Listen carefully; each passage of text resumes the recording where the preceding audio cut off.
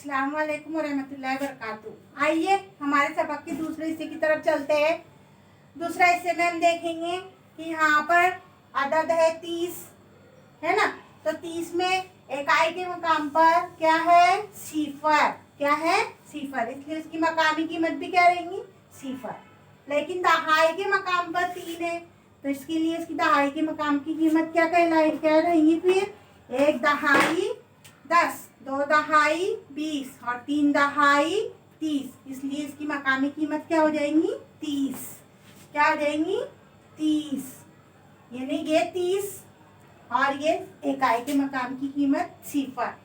इस तरह अगर हम ये लिखे तो इसकी लफ्जी सूरत में लफ्जों में लिखेंगे। अगर हम इसको तो क्या लिखेंगे? 30 और सिफर।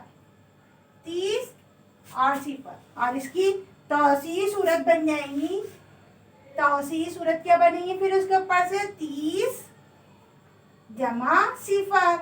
इस तरह 30 जमा सिफर, इसकी तौसीई सूरत हो गई 30 की, और 30 की लफ्जी सूरत हो गई 30 जमा सिफर। 30 और सिफर। अगली मिसाल है हमारे पास 17। 17 के इकाई के मकाम पर क्या है? 7।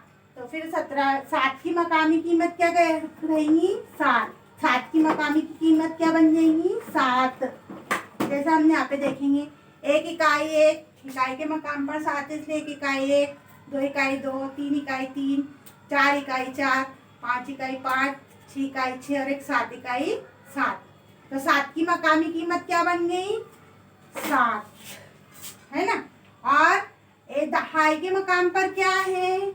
दहाई के मकाम पर 10 1 है, इसलिए उसकी मकामी कीमत बन जाएंगी 10, है ना।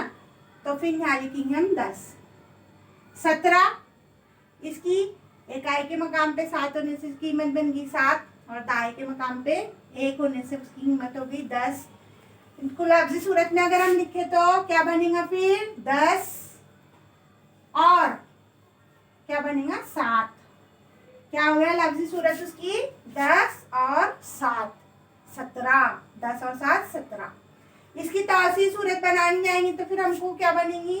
तौसीई सूरत क्या बनेगी? फिर 10 जमा 7, ये उसकी तौसीई सूरत। इस पर से हमको ये समझ में आ रहा है कि 30 जमा सिफर, 30 जमा सिफर, ये जो है 30 की तौसीई सूरत है। 30 की तौसीई सूरत है ना। और दूसरा है 17। 17 की 10 जमा 7, 10 जमा 7, ये जो है 17 की तौसीई सूरत हुई। 17 की तौसीई सूरत हुई। तो यहाँ हमने तौसीई सूरत भी देखे और लफ्जी सूरतें भी देख लिए। उम्मीद करती हूँ आपको इतना सबक समझ में आया होगा। अस्सलाम वालेकुम वरहमतुल्लाहि वबरकातुहू।